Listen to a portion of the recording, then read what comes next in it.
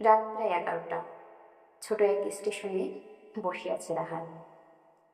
তার চোখে ক্লান্তি, কিন্তু মনের মধ্যে একটা অদ্ভুত তাড়না।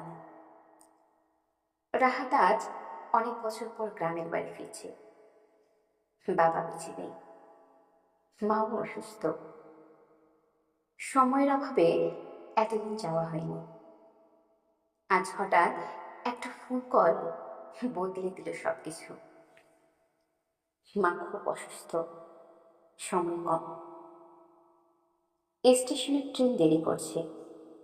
রাহাতের মনে হচ্ছে সময়টা যেন তার সঙ্গে খেলা খেলছে। অতীতের অনেক স্মৃতি ভিড় করছে তার মাঝে।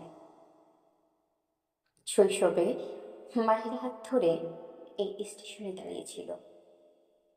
স্কুলে ভর্তি হতে শহরে গিয়েছিল সে। তখন সময় ছিল হাতে, জীবন ছিল ধীর আর কোমল।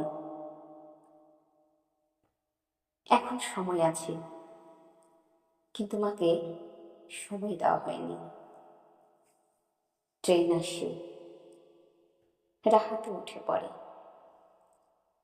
জানালার পাশে বসে সে ভাবে, সময় কাউকে থামিয়ে রাখে না, কিন্তু সময়ের ভেতর কিছু সম্পর্ক হারিয়ে যায় যদি আমরা সময় মতো তাদের আঁকড়ে না ধরতে পারি।